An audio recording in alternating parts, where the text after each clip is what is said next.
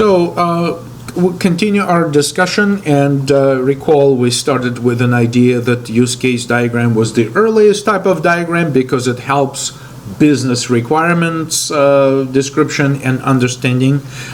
Then we try to essentially rely on a set of classes that have relationship, right? Then we try to maybe do some analysis with sequence diagram. Then we say that individual objects can be very effectively analyzed and modeled with state diagrams. And we also have things such as processes, right? In the system. So what are these processes? Are they object-oriented? Not really. They just describe, a certain activity that takes place. And activities could have different stages. For instance, an example of a process is in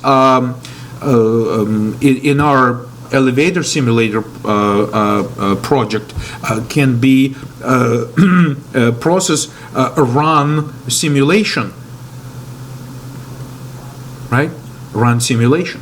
So that could go, if I think about this sort of activity in this problem domain, it could go through stages of create scenario, right? Scenario, populate business objects, right? We need to populate and configure elevator bank and set of elevators, maybe initial set of visitors, and so forth and so forth. All kinds of business objects, right? We may, in some situations, we may want to connect to the database, right? So this type of activity could actually go before we populate business objects, right? But it could be one of the stages that we want to go through. Then we can say, start simulation, which may essentially signal some sort of background thread to start updating the system. We can say update display, right? Update the actual visual graphical user interface elements. But we also want to be able to, during the simulation, to update the business objects so that they know that the things are being modified dynamically during the simulation, right? And so then we also may want to be able to execute over here. We may say execute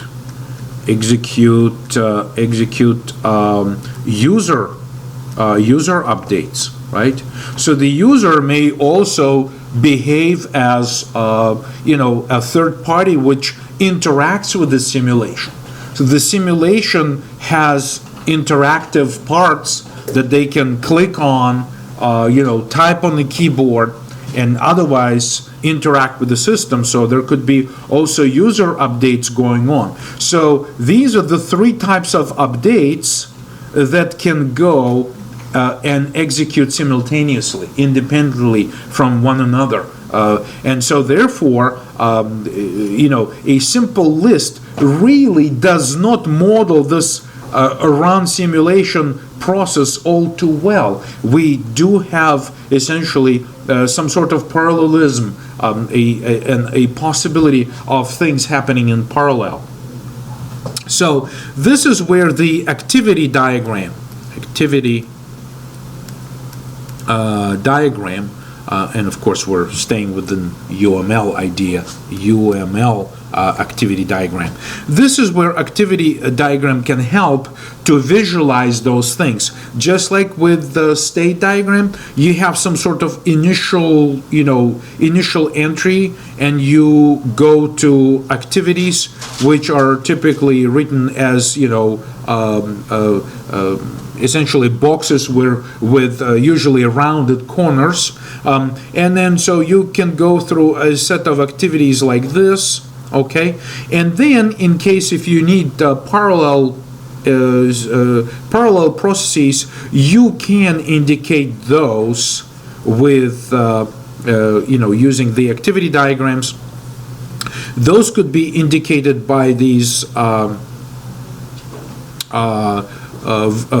horizontal bars that represents a split or a fork into parallel activities over here, and so the certain activities could be taking place now in parallel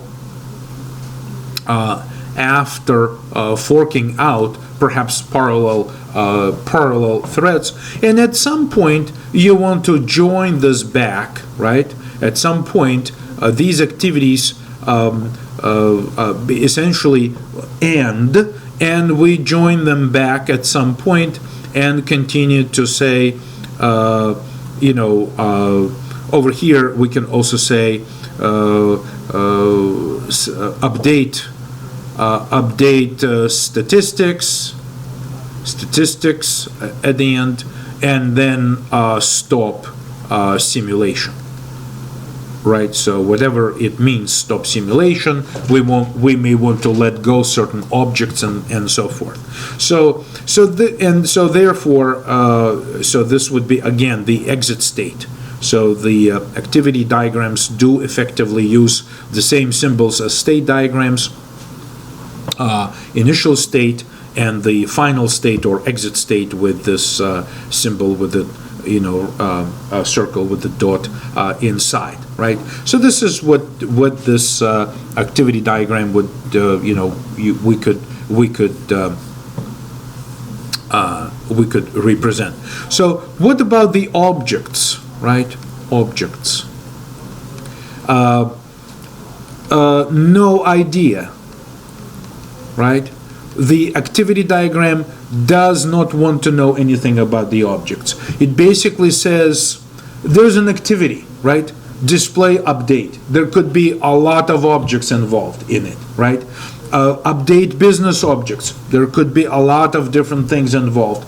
It doesn't have an intent to demonstrate at least its main purpose is not to demonstrate interacting objects or objects participating in those activities.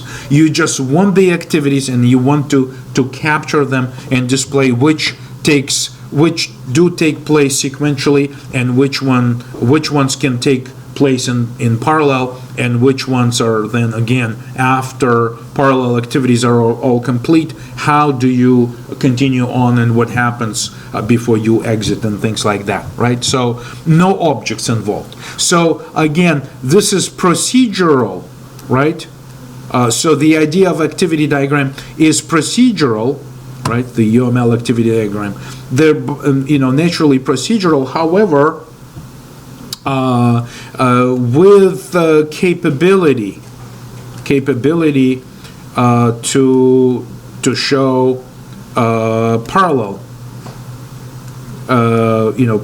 tasks or activities, right? So they can do that. They can just say, well, it just happens that things can go in parallel, right? So they're very similar to older flowcharts, which basically demonstrate the logic inside a certain function or combination of functions in procedural programming. So activity diagrams do retain procedural nature, which really doesn't very effectively depict objects or object states or interaction between objects, but with capacity to show parallel tasks. So let's go back to this presentation and see what things are in place here to think about. So activity diagrams are technique to describe procedural logic, okay, because we want some processes to be visualized. perhaps within a certain use case, perhaps across multiple use cases. Again, this goes beyond a single use case. Activity diagram is very effective if it's showing stuff happening inside a specific use case, but at the same time it can cross the boundary of multiple use cases. So business processes, right? Again, multiple users can be involved, right? Even multiple computers and parallel processes on the same computer can be involved in this problem solving process. And the workflow, of course, includes some other elements which allow us to work with like conditions and decision making. So activity diagrams also, what I haven't shown you on this example here is that I did not show you the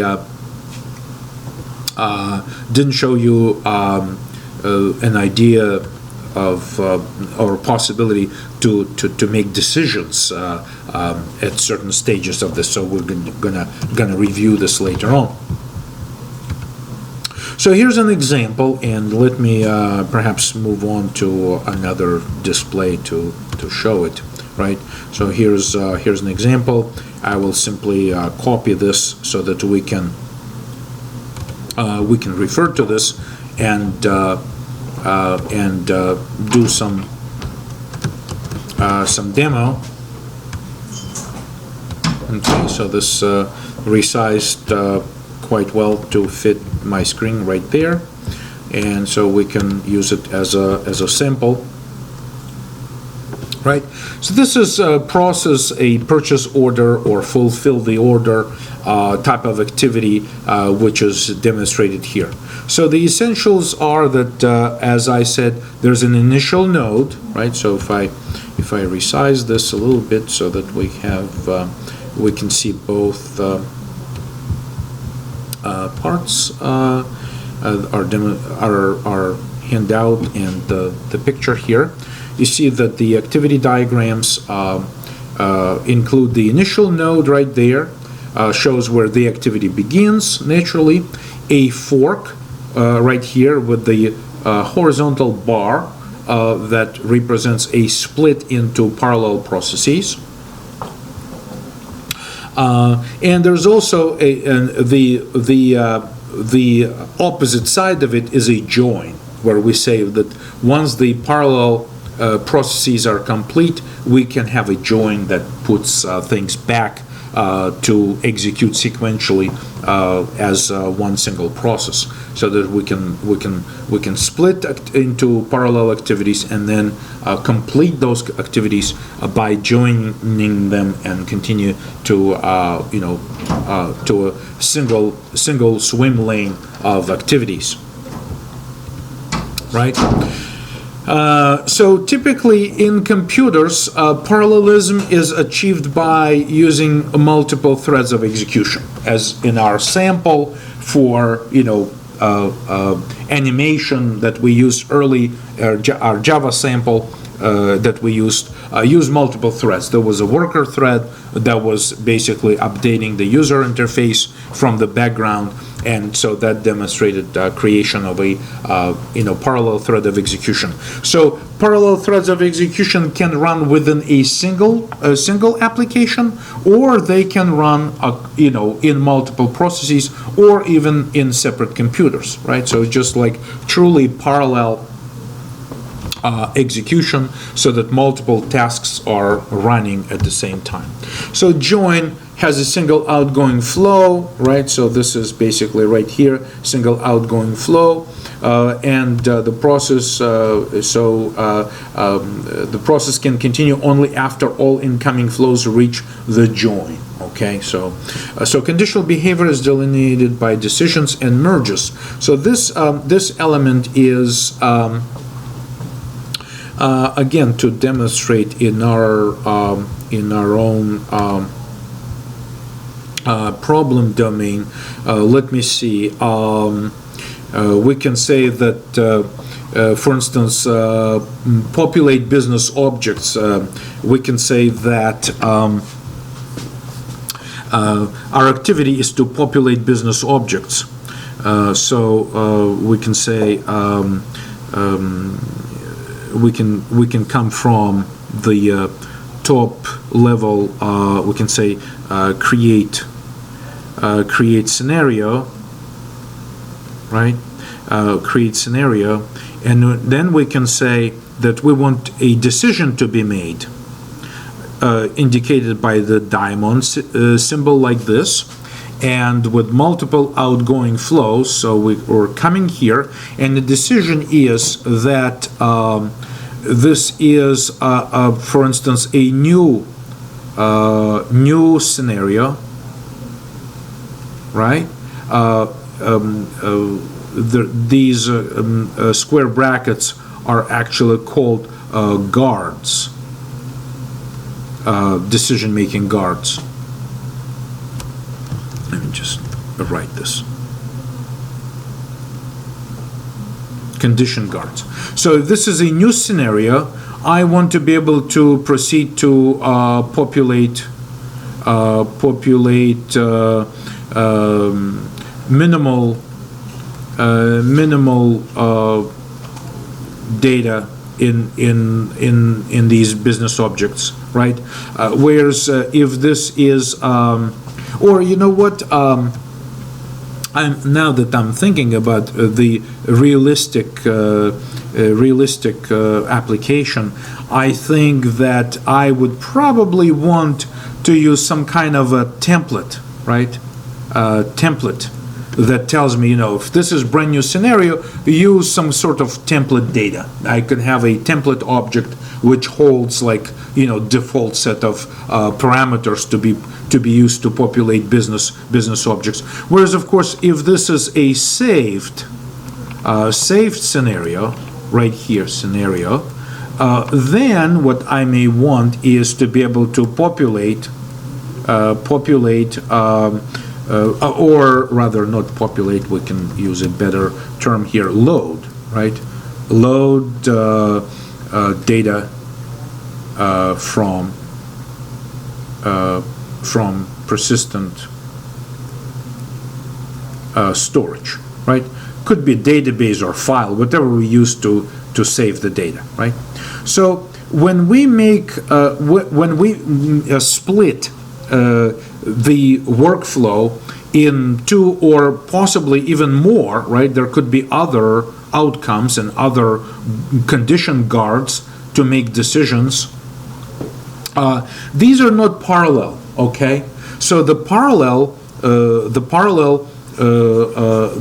processes look like this. We say that we arrive at this fork and we split into parallel processes like this, right? So that would be an example of a parallel, and then join them and continue on like this, where this is a decision making where the thread of execution, a single thread of execution, follows just one path or another. Okay, so this is not parallel. This is just based on condition, whether it's new scenario or saved. Again, I apologize for my handwriting here. If it's a saved scenario, then we can follow this path, right? And then at the end of it, the formal UML is using this type of notation. Again, there's like a diamond symbol over here, where it shows that we basically merge, right? Because we already used. Actually, let me again make it cleaner over here, right? So this is just a single diamond like that. Okay, and these are the arrows. So this is called a merge, right? And this is called a decision-making split or or formally, as it says here, split decision and merge, right? So this is the decision and this is the merge. I tell you that I have seen in practice what people have done with this is just simply, basically simplify this notation by doing it this way, okay? And I find this to be much more cleaner. Because it's just like, I really don't know why in UML they chose the same symbol for the decision and the merge. Because merge is unconditional. Merge does not, merge is not just that complicated. Merge is simply follow through, right? So again, in my practice, I found a lot of times people just use like basic connection like this and continue on with whatever happens next, right? So use your judgment. If you want really to stay formal UML, it's one thing, but if you want your diagrams to be perhaps more effective, sometimes you can just simplify things. Don't overcrowd your diagrams. I don't think this causes any questioning about what's going on over here. You see that there's basically directionally we just follow through. All right, but anyway, so we have these elements that can be present in the activity diagram. Now, I need to stand back and just say generally what the activity diagrams are helpful for, right? How often do you really want to use them?